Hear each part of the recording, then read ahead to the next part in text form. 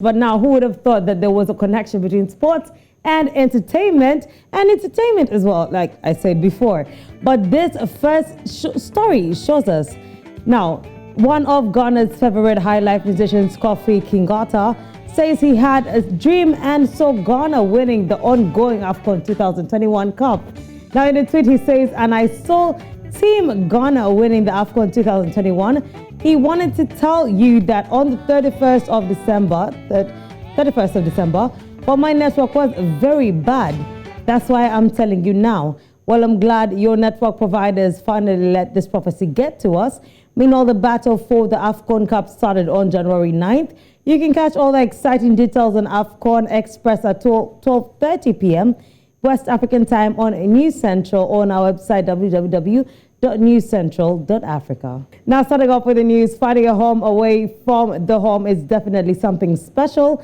American rapper, born Chancellor Jonathan Bennett has found Ghana to be welcoming. The rapper has been sharing his experience in the country since he landed. The rapper arrived in Ghana with colleague rapper Vink Mensah, and they have been reconnecting to their roots. Now, but for whatever reason, Chance came to Ghana, and it's great to know that he's experiencing all of Ghana and having a good time while doing so. Now, moving on, it's no longer news that Grammy-winning Nigerian singer Burnaboy thinks highly of Ghana's Mohammed Ismail Sharif, popularly known as Black Sharif. Now, the African giant promised to take Black Sharif on tour after featuring on the Ghanaian artist's second Sermon remix. Well, Burna kept his promise and flew Black Sharif to Lagos to perform at his homecoming concert in December last year. Now, the young and budding Ghanaian rapper who just turned 20 years old had well wishes, including the African giant, celebrate him across the social media. Now, Burnaboy, in his special message to the young champ, wrote that he was destined for greatness. Blacko Day at Black Sharif. Happy birthday, little bro. The world is yours, Blacko, as he's also known to rise to fame last year with his hit single.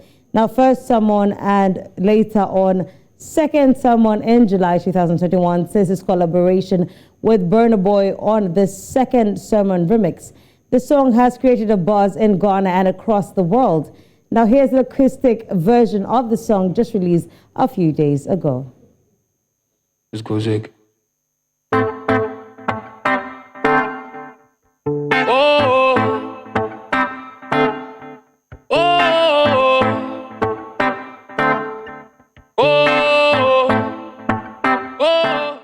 Now, it seems the bond between these two African artists keeps growing, and it's nice to see pure, genuine love and oneness displayed in real life and promoted through music.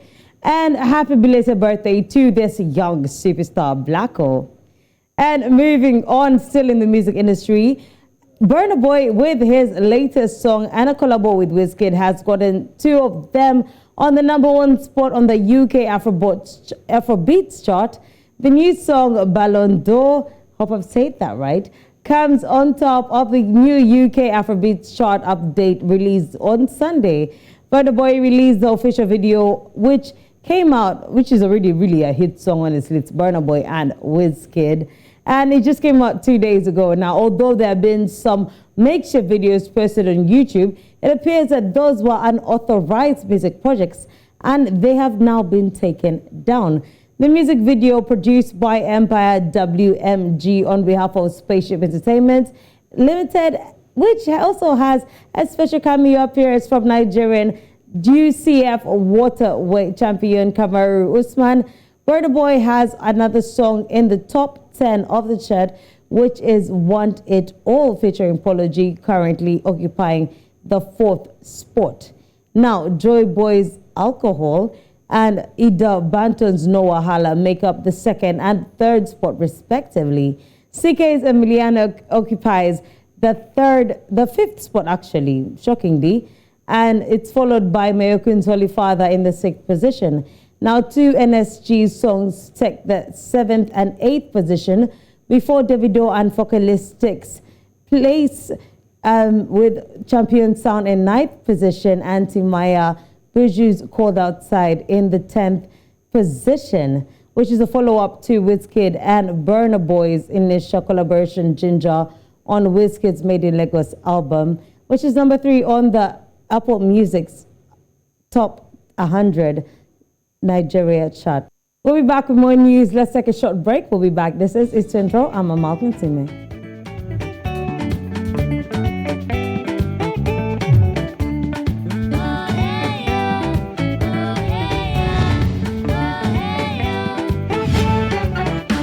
Welcome back to Essential. Once again, my name is Malcolm Sime. Now, I know I'm not the only one shaking my head over Jim Ike's revelation that his verified from last year was staged.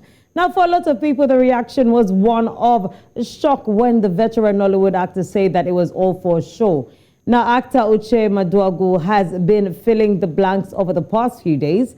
According to Ike, the fight, which was perceived as a response to Maduagu's offensive post, questioning the source of Ike's wealth, was initially created as a publicity stunt for his then new film, Bad Comments. Now, the movie was released after the fight took place and went viral on social media.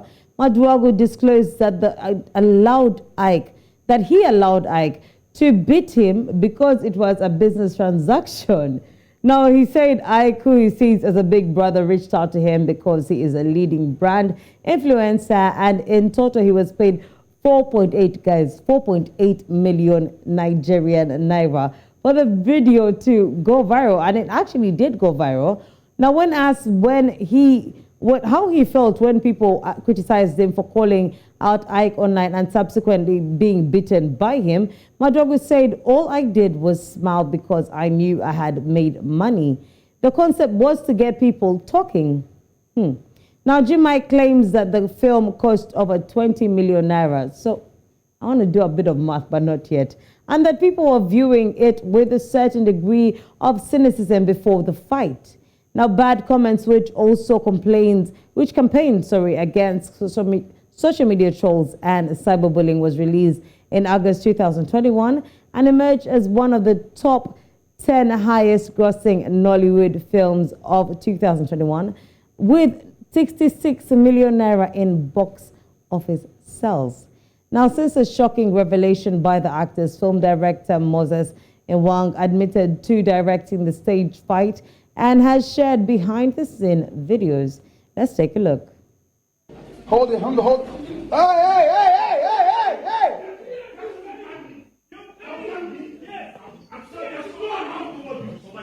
Okay, it's okay.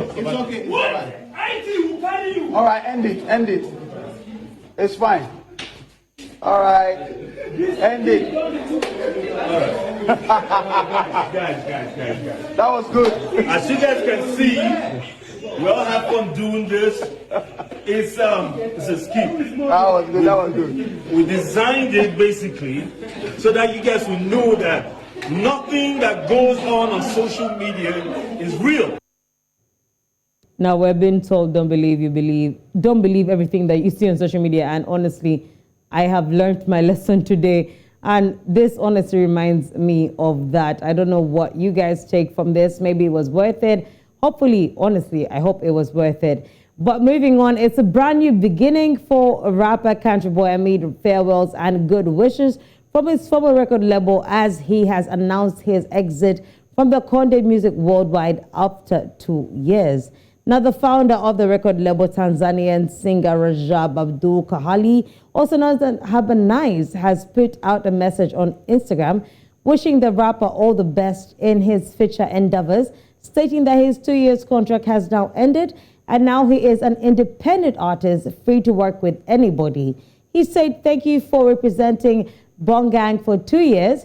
Love you, brother, and I wish you all the best. Go make me proud. Always got your back, and go shine Rasta at Country Wiz_TZ."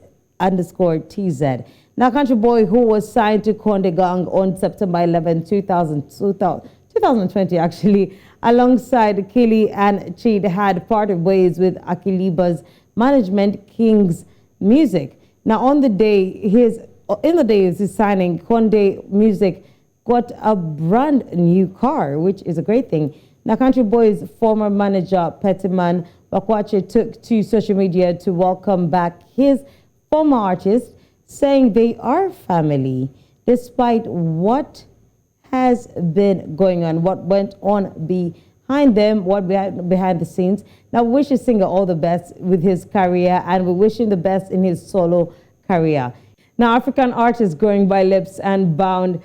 And it's honestly bound. And even more interesting is the fact that this informal movement is spearheaded by young Africans. Now, my guest today is a 23-year-old architect and contemporary artist, Koki Ibim, who is contributing massively to spotlighting Africa throughout his art form, which includes sketches, drawings, and hyper-realistic art. Hello. Hi, how you doing? I'm good. How you doing? How are you feeling today on this Monday evening? I'm doing good. I'm doing great.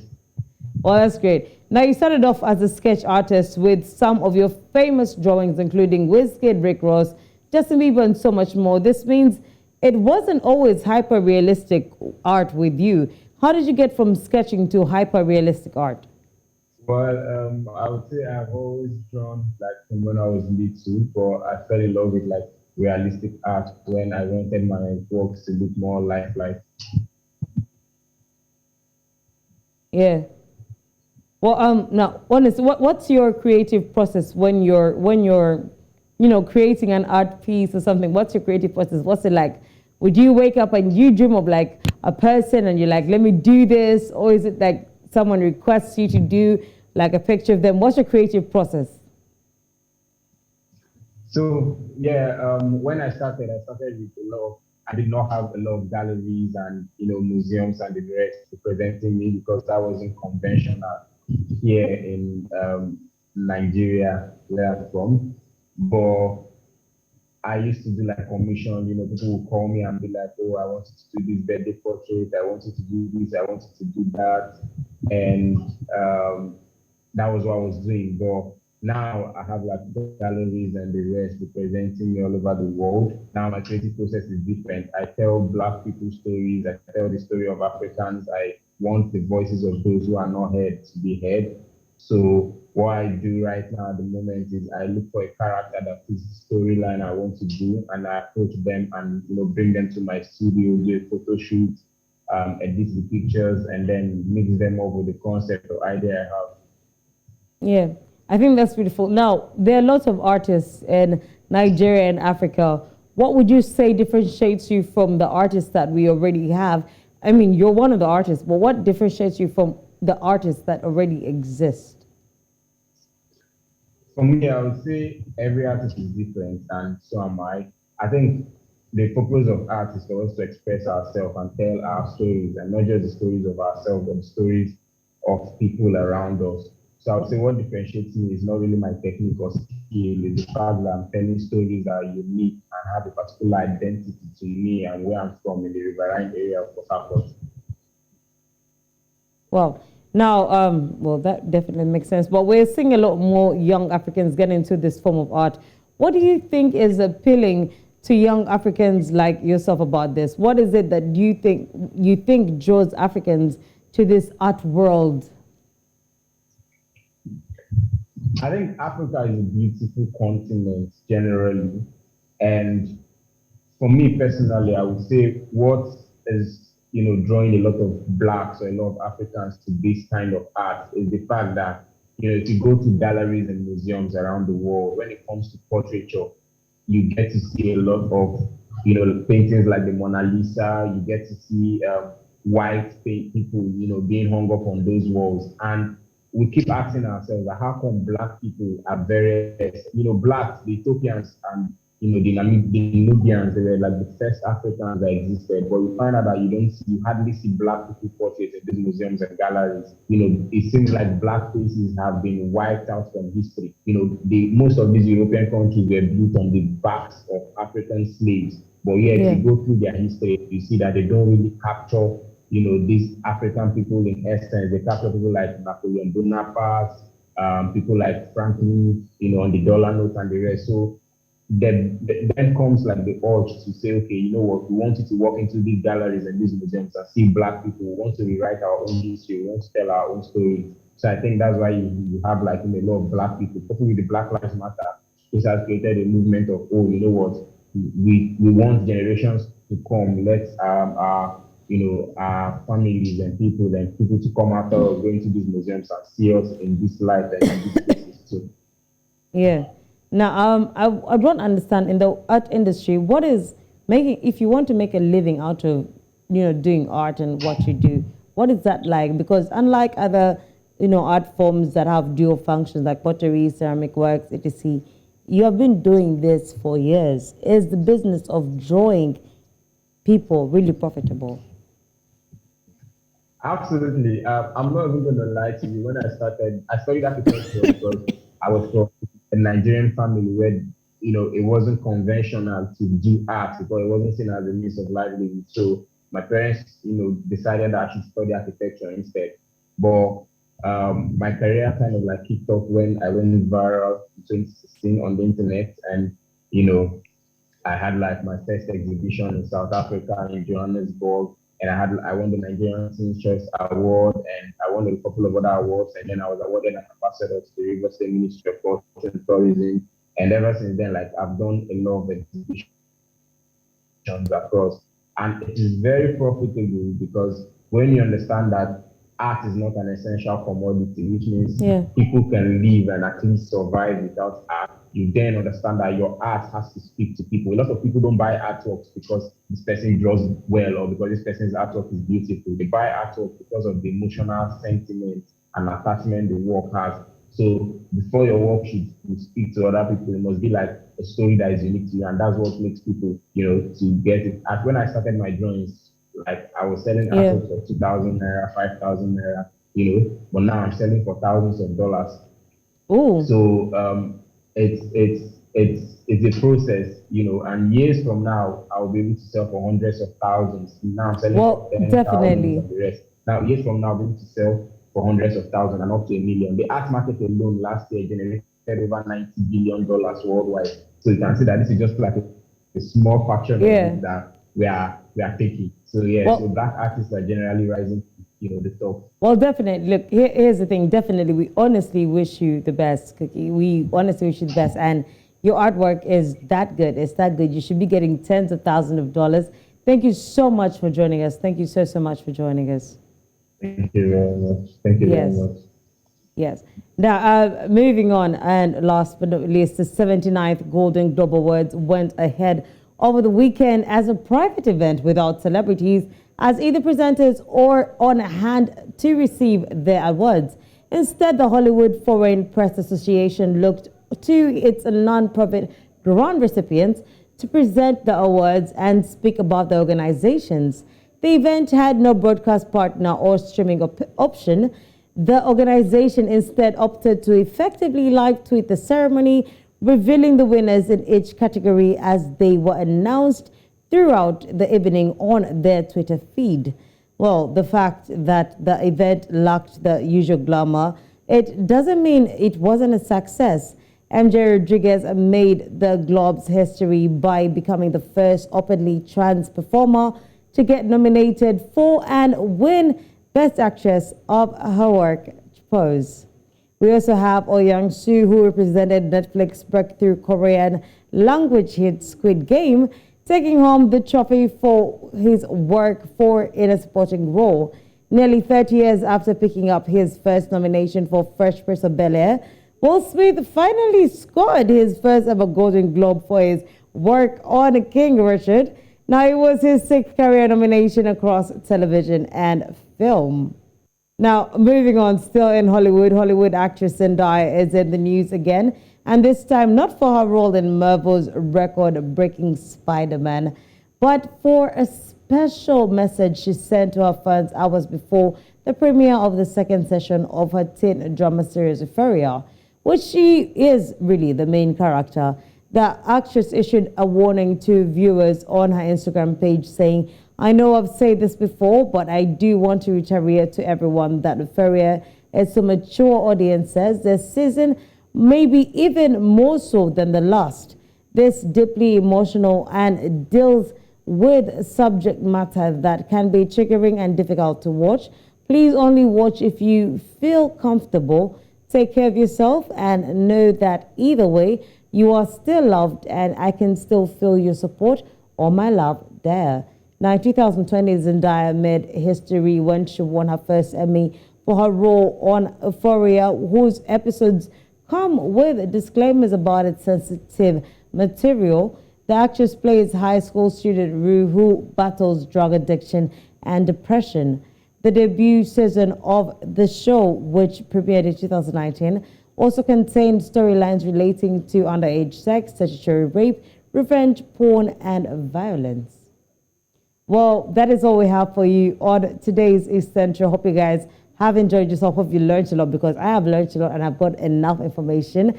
Once again, my name is Amal Sime.